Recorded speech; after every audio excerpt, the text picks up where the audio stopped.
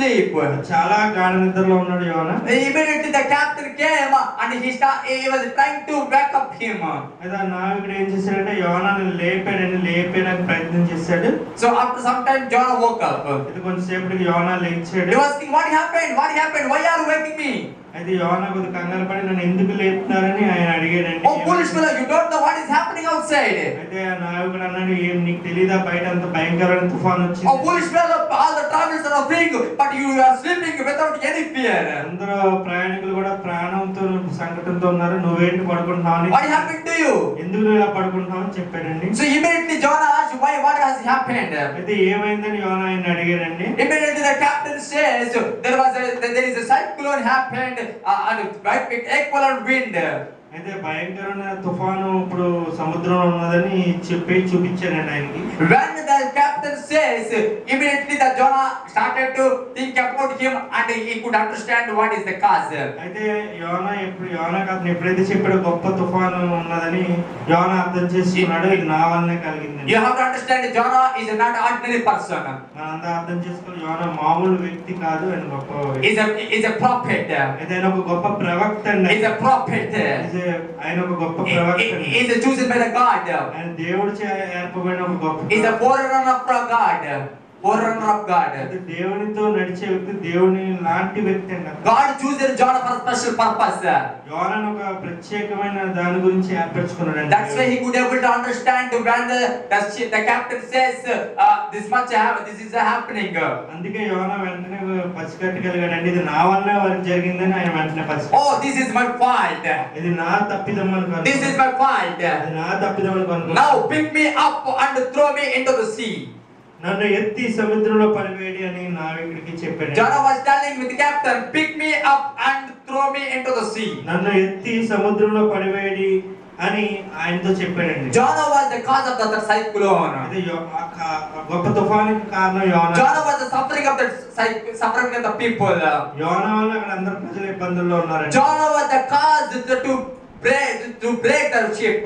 ఆ గొప్ప ఓడ బదలవడానికి కారణం యోనా అండి. Amen. Praise the Lord. Hallelujah. Hallelujah. Hallelujah. Hallelujah. My dear brother and sister, ప్రియ సహోదరి సహోదరులారా, when you hear these words, మన ఈ వాక్యం విన్నప్పుడు you have to understand. మనం ఏం అర్థం చేసుకోవాలి? Everyone has to understand. అందరూ అర్థం There చేసుకోవాలి. is a cyclone in every human life. ప్రతి ఒక్క మనిషిలో కూడా ఒక తుఫాను There is a cyclone in every family. ప్రతి కుటుంబంలో కూడా ఒక తుఫాను అంటే. There is a cyclone in every church. ప్రతి సంఘంలో కూడా ఒక తుఫాను వంటి పరిస్థితి ఉంటదండి. Hallelujah. Hallelujah. Hallelujah. Hallelujah. The cyclone may comes from your husband. The cyclone may comes from your wife. అది తుఫానుకు భర్తే కారణం అవ్వచ్చు, కొన్నిసార్లు భార్య కారణం అవ్వచ్చు. The cyclone may comes from your children. పిల్లలే కొన్నిసార్లు. The cyclone may comes from your neighbors. మన ఇరుగు పొరుగు వారి వల్లనే గొప్ప తుఫాను. The cyclone comes from your friends. మన స్నేహితుల వల్ల గొప్ప తుఫాను రావచ్చు. Hallelujah. Hallelujah. Hallelujah. Hallelujah. When the cyclone comes on your life, ఎప్పుడైతే మన జీవితంలో కానీ తుఫాను లాంటి పరిస్థితులు వస్తాయో, you will lose your peace. You will lose your peace. మన శాంతి పోగొట్టు. You will lose your joy. ఆనందం మనం పోగొట్టు. You will lose your everything. మనం అన్ని కూడా సర్వం నష్టం. You can't keep your concentration. దేని మీద దృష్టి సారించలేమండి. You can't keep any concentration. దృష్టి దేని మీద. You can't pray. మనం ప్రార్థన. You can't read the Bible. Bible చదవాలి. You can't go to the church properly. మనం సంఘానికి వెళ్ళలేమని సరిగ్గా. The cyclones make you not to do the good things. తుఫాను లాంటి పరిస్థితులు మంచి పనులు మనతో చేయనివ్వండి. I would like to tell one example. ఒక మంచి ఉదాహరణ చెప్పదలుచుకుంటున్నాను. Cyclone means disturbing mind here. తుఫాను అంటే మన యొక్క ఆలోచనలు తలంపులన్నీ కూడా చెడిపోవడం అని అర్థం అండి. The cyclone disturbing the water as well as the ship. ఈ తుఫాను ఎలాగైతే నీటిని కదుపుతాదో, ఓడల్ని బద్దలు చేస్తుందో, ఈ సైక్లోన్ అనేది మన జీవితంలో అదే తుఫాను.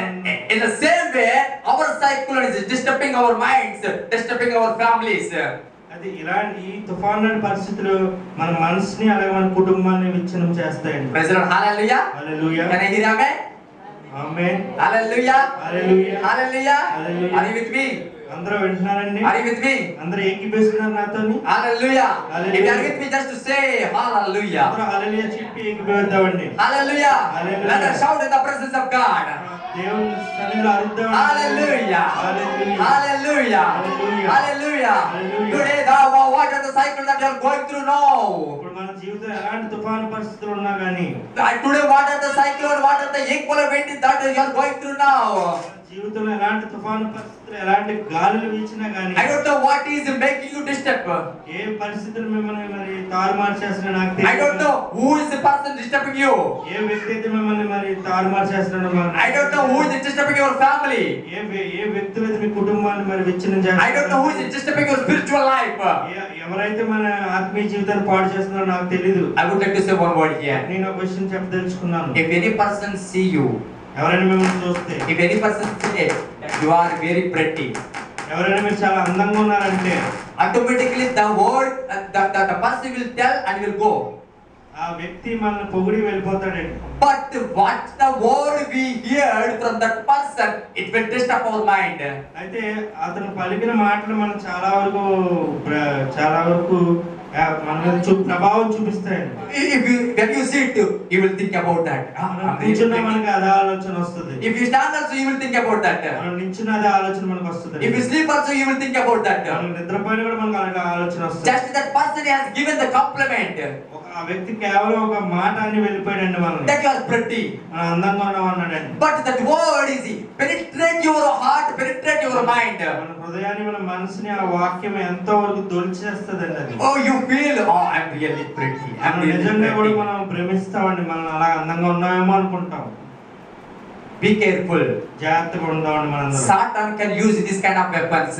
సాతానే ఇలాంటి ఆయుధాలు వాడుతుందండి. If any girl say that you are very handsome, ఎవరైనా ఒక అమ్మాయి మీరు చాలా అందంగా ఉన్నారంటే finish. అయిపోయిందండి. That minute itself, the ship will go down. ఆ సమయంలోనే మన నావ మునిగిపోతుందండి. Hallelujah. Hallelujah. Hallelujah. Hallelujah. That time itself, you need to understand it is going to sink. ఆ సమయంలో మనం అర్థం చేసుకోగలరండి మనం మునిగిపోతామని చెప్పి. If girl tell that you are very handsome, ఒక అమ్మాయి కనుక మీరు చాలా అందంగా ఉన్నారని చెప్పి, you think you could start, oh, I'm really handsome. That girl is telling me, oh, I'm really handsome. మనం అనుకుంటాం నిజంగా మనం అందంగా ఉన్నామని అనుకుంటామండి. Amen. Hallelujah. Hallelujah. Of course, we are handsome and we are pretty. నిజంగా మనం అందంగానే ఉంటామండి. Hallelujah. Hallelujah. Hallelujah. Hallelujah. But sometimes that same word, that same word can be as a weapon to destroy your mind, not to pray, not to keep your concentration on the word of God. కొన్ని సమయంలో అలాంటి మాటలే మనల్ని ప్రార్థన చేయకుండా లేదా వాక్యం చదవకుండా మనం చాలా నాశనం చేస్తాయండి. Sometimes if any girls give the smile, ఎవరైనా ఒక అమ్మాయి చూసి నవ్వుతే మనల్ని, oh, why that girl is smiling at me? ఎందుకు అమ్మాయి నన్ను నవ్వుతుందని ఆలోచిస్తామండి. There should be reason. ఏదో కారణం ఉందని మనం, There should be reason. ఏదో కారణం ఉందని మనం అనుకుంటామండి. If there is no reason, why should she look at me? ఒకవేళ కారణం లేకపోతే నన్ను ఎందుకు చూసి నవ్వాలి అని అనుకుంటామండి. Amen. Praise the Lord. Hallelujah. Hallelujah. So when thought comes in your mind, it will not be silent in your mind. It will start to penetrate your mind. ఈ ఆలోచన మనలో వచ్చిందంటే మనకు నిశ్శబ్దంగా ఉండవండి. మనం ఎన్నో రకాలుగా ఆలోచిస్తాం. ఆ ఆలోచన మనం చాలా వరకు నాశనం చేస్తాం. Mainly youth destroying by this kind of thoughts. ముఖ్యంగా యువతి ఇలాంటి ఆలోచన ద్వారా వారు నాశనం చేసుకుంటున్నారండి.